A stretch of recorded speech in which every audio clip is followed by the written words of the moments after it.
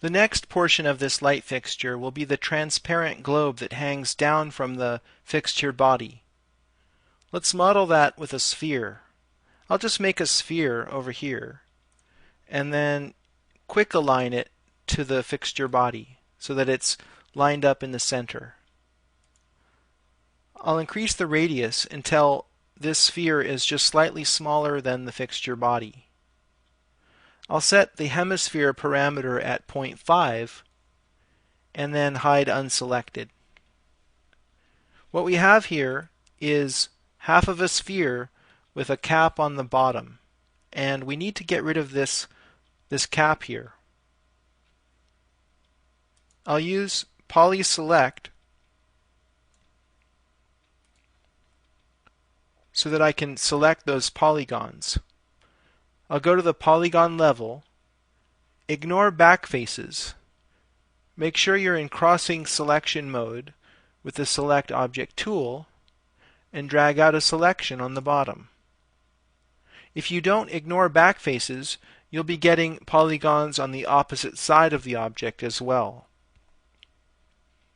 Now I'd like to delete these polygons, but I can't do it here with this modifier because all this does is pass a selection up the stack. I'd like to use something called delete poly, but it doesn't exist. We'll use delete mesh, which will have the same effect, but it actually converts the object into a mesh. Not that it matters here, but that's just a finer point. Now I'll use edit poly. This time it returns the stack to object level because this icon is not here anymore. But I'm using edit poly because I have something more in mind. Let's go up here and go to vertex level. Here I want to manipulate the shape of the object, so I'm using edit poly as opposed to poly select. I'll ignore the back facing and select this vertex at the top.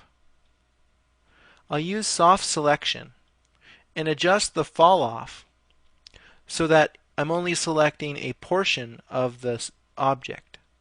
I want to be sure that I'm not selecting any of the bottom, but just shy of it, like that. Now if I move this vertex down, I'll be moving a lot of the other vertices as well. And that's not really what I want to do. That's actually creating a concave area there. I'll undo that. And this time I'll increase the bubble. And then I'll pull it down. And that has more of an effect on shaping the object. It controls the weighting of how much these partially selected vertices are going to be moved. You can use pinch to work in kind of the opposite way, where you're just selecting a narrower range and pulling it down. Make adjustments until you're satisfied with the curvature. Now here it's a little bit chunky. I don't quite like that. I'm going to use Subdivision Surfaces here. I'll collapse some of these rollouts. And notice that I can't. There is no rollout for that. I'll go to the top level. Because I'm dealing with the edit poly modifier and not the editable poly, I have to do subdivision in a different way.